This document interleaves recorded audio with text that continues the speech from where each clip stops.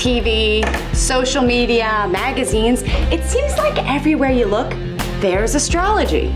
Today, a majority of young adults think that astrology is science. And yeah, they're not right, but historically, they're not wrong.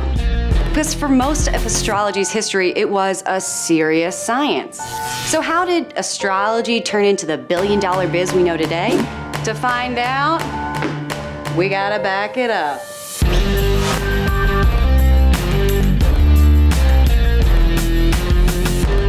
From the Aztecs to China's Han Dynasty, almost every culture has searched for meaning among the stars. Astrology was born in 2nd millennium BCE, when Babylonians first looked to the sky to predict a variety of weather and political matters. Early astrology wasn't about personal horoscopes, it was more rudimentary. Symbols like the shellfish were attached to the stars to remind communities what season they were in. Hey Ishtar, grab your nets, it's crab hunting season! Gods were associated with specific combos of planets and stars. Natural phenomena were seen as messages from the gods, you know? And astrologists interpreted them. Marduk's making thunder again. Is it just me, or is he angry about something? That's not good. Western horoscopic astrology first emerged in the late 2nd century BCE in the Mediterranean region. This is when the 12 signs in Western astrology were nailed down. See, there were actually 13 constellations, but the Babylonians decided to ignore Ophiuchus because they already had a 12-month calendar, and they didn't want to make it more confusing. Sorry, Serpent Slayer of the Stars. Astrology! In the 2nd century, astrologer Ptolemy was obsessed with getting horoscopes to be as accurate as possible. He attempted the first world map just so he could chart the relationship between the person's birthplace and the heavenly bodies. And that's how we got geography. Amazing. By the 13th century, astrology had become a part of everyday medical practice in Europe. Doctors in the 1500s were required by law to calculate the position of the moon before certain medical operations, such as surgery or bloodletting. Oh yeah, astrology is all over classic literature. A pair of star-crossed lovers take their life. You know, there's Shakespeare, there's Dante's Inferno, where astrologers walk around hell in circles with their heads twisted backwards. Ouch!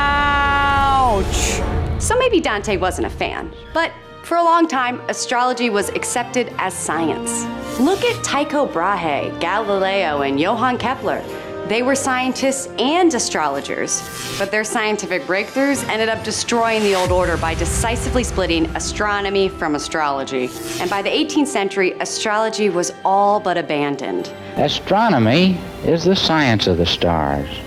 Astrology is a cult. But you can't keep the stars down. In the 20th century, astrology saw 2 popular revivals. First, alongside the rise of spiritualism at the turn of the century. That's when Carl Jung started developing psychological astrology, which led to the fun personality-based interpretations we obsess over today. Ooh, notification from co-star. Have you ever thought about whether you talk too much? Kind of rude. Western astrology again rose in popularity with the New Age philosophy in the 1960s. Or maybe it was the Age of Aquarius. You know, the rare conjunction of Uranus representing revolution and Pluto representing transformation. Either way, the zodiac was everywhere.